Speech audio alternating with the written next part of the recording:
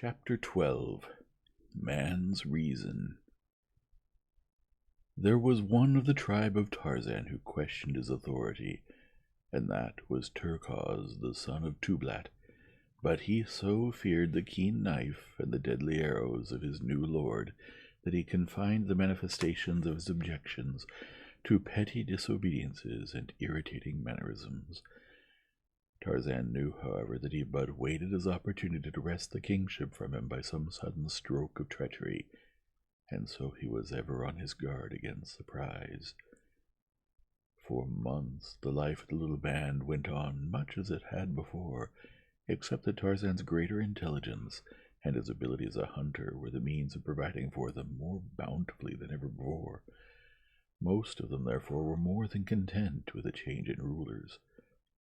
Tarzan led them by night to the fields of the black men, and there, warned by their chief's superior wisdom, they ate only what they required, nor ever did they destroy what they could not eat, as is the way of Manu the monkey, and of most apes. So while the blacks were wroth at the continued pilfering of their fields, they were not discouraged in their efforts to cultivate the land, as would have been the case had Tarzan permitted his people to lay waste the plantation wantonly. During this period Tarzan paid many nocturnal visits to the village, where he often renewed his supply of arrows. He soon noticed the food always standing at the foot of the tree which was his avenue into the palisade, and after a little he commenced to eat whatever the blacks put there.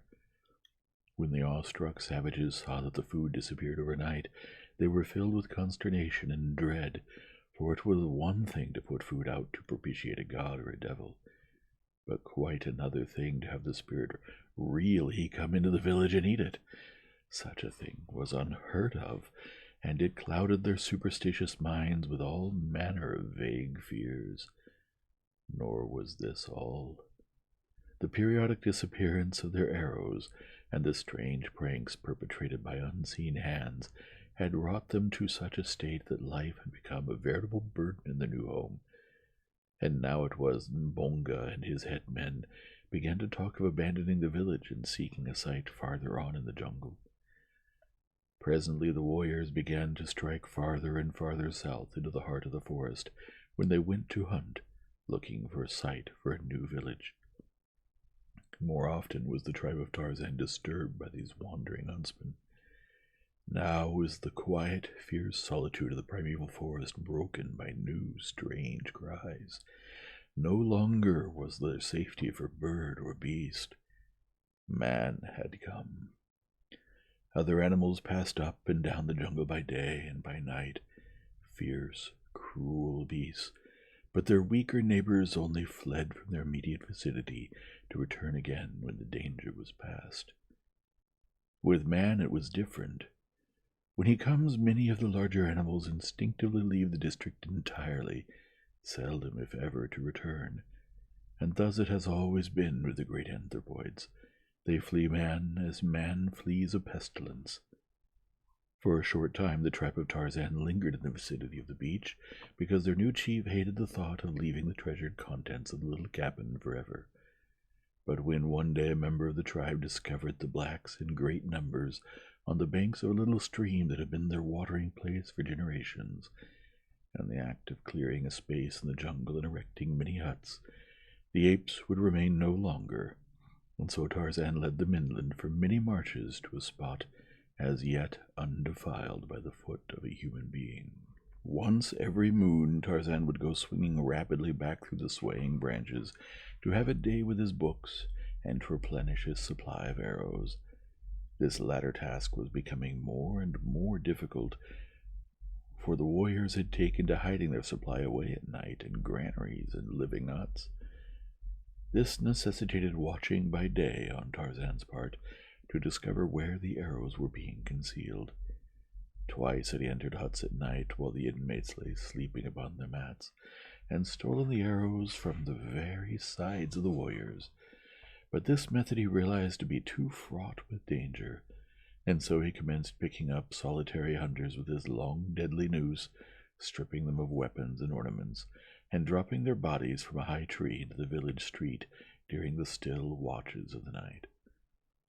These various escapades again so terrorized the blacks that had it not been for the monthly respite between Tarzan's visits, in which they had opportunity to renew hope that each fresh incursion would prove the last, they soon would have abandoned their new village.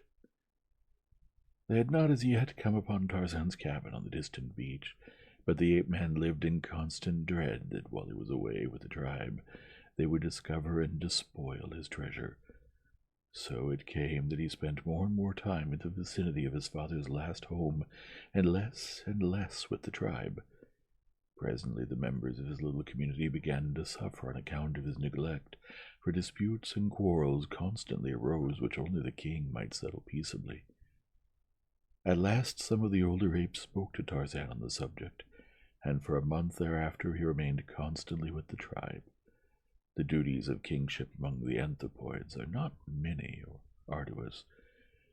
In the afternoon comes Thaka, possibly to complain that old Mungo has stolen his new wife.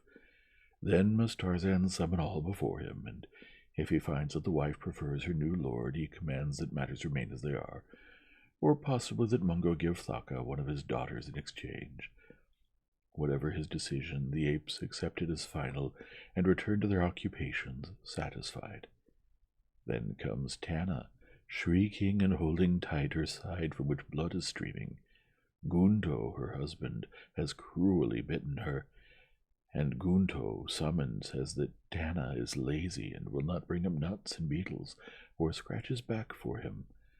So Tarzan scolds them both, and threatens Gunto with a taste of the death-bearing slivers if he abuses Tana further, and Tana, for her part, is compelled to promise better attention to her wifely duties. And so it goes, little family differences for the most part, which, if left unsettled, would result finally in greater family strife, and the eventual dismemberment of the tribe. But Tarzan tired of it, as he found that kingship meant the curtailment of his liberty. He longed for the little cabin and the sun-kissed sea, for the cool interior of the well-built house, and for the never-ending wonders of the many books.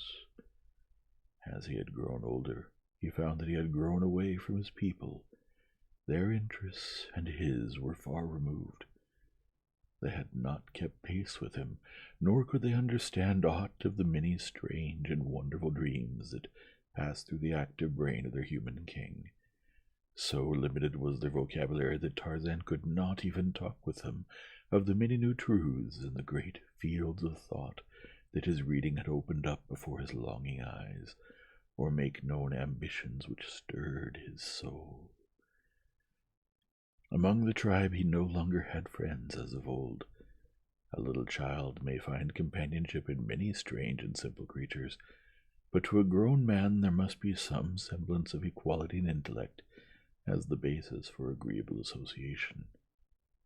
Had Kala lived, Tarzan would have sacrificed all else to remain near her, but now that she was dead, and the playful friends of his childhood grown into fierce and surly brutes, he felt that he much preferred the peace and solitude of his cabin to the irksome duties of leadership amongst a horde of wild beasts. The hatred and jealousy of Turkaz, son of Tublat, did much to counteract the effect of Tarzan's desire to renounce his kingship among the apes, for, stubborn young Englishman that he was, he could not bring himself to retreat in the face of so malignant an enemy.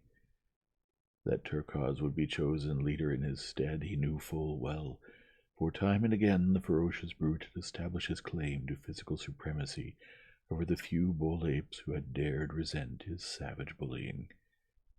Tarzan would have liked to subdue the ugly beast without recourse to knife or arrows. So much had his great strength and agility increased in the period following his maturity, that he had come to believe that he might master the redoubtable Turkaz in a hand-to-hand fight, were it not for the terrible advantage the anthropoid's huge fighting fangs gave him over the poorly armed Tarzan. The entire matter was taken out of Tarzan's hands one day by a force of circumstance, and his future left open to him, so that he might go or stay without any stain upon his savage escutcheon. It happened thus. The tribe was feeding quietly, spread over a considerable area, when a great screaming arose some distance east of where Tarzan lay upon his belly beside a limpid brook, attempting to catch an elusive fish in his quick brown hands. With one accord the tribe swung rapidly toward the frightened cries, and there found Turquoise holding an old female by the hair and beating her unmercifully with his great hands.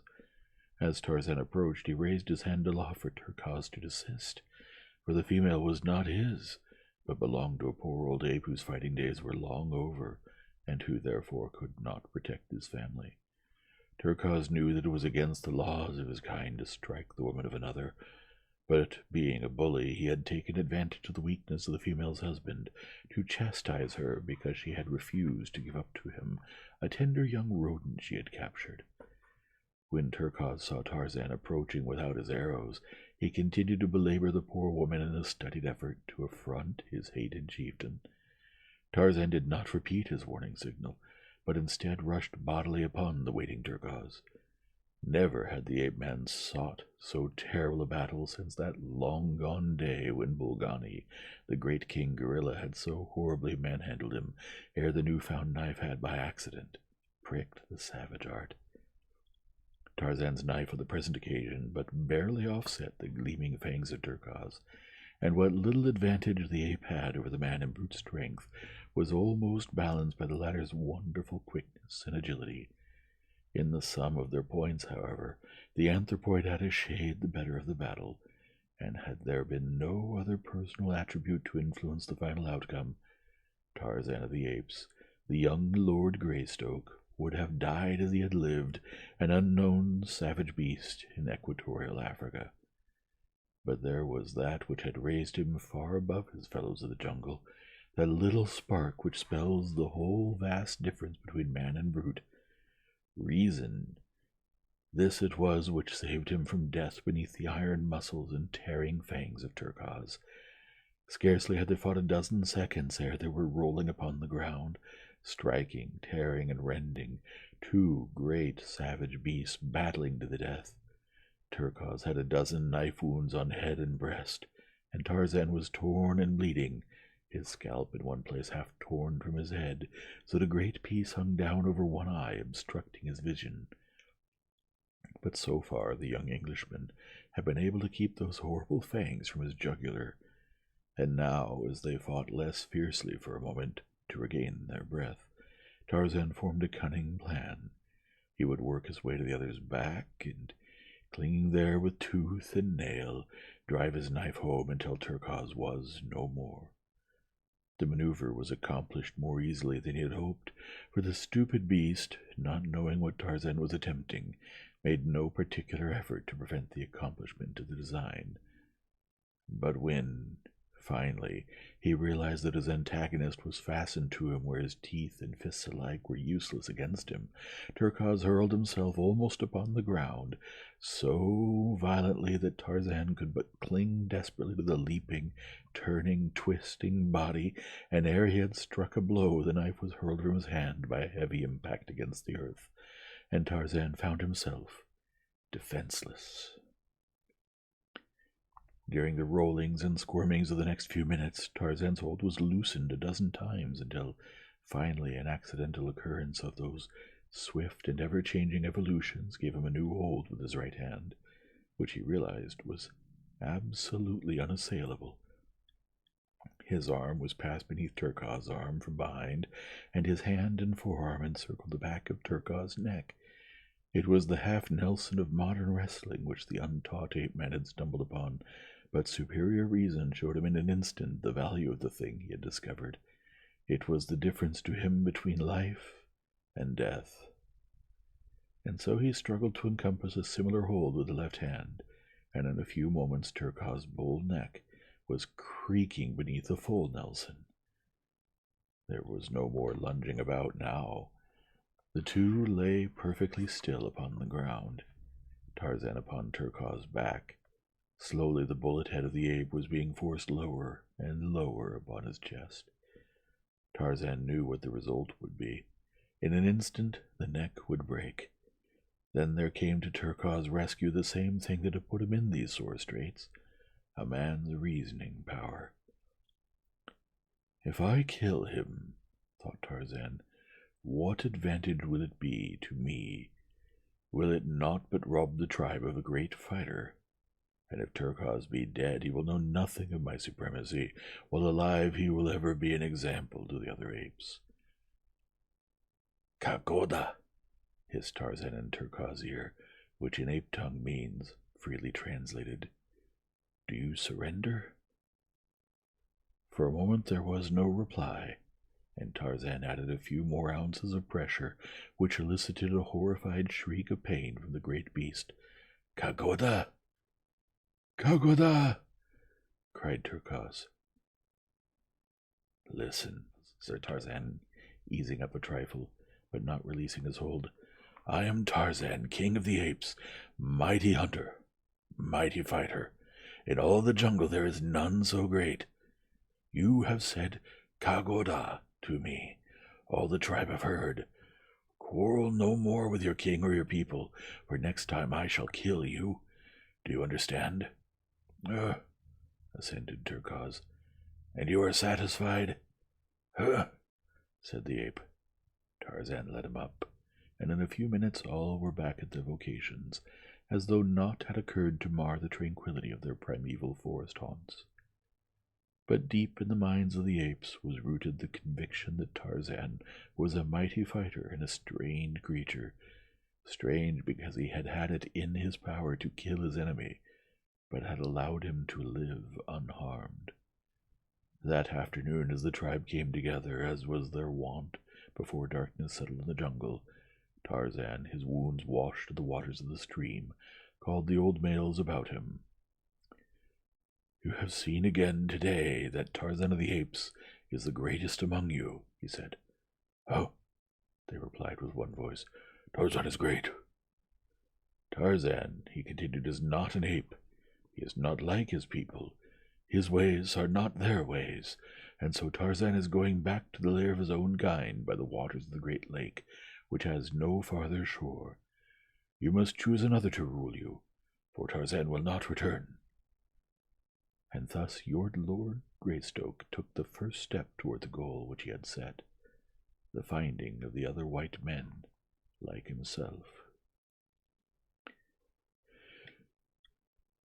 I'm going to redo that last paragraph. And thus young Lord Greystoke took the first step toward the goal which he had set, the finding of other white men like himself.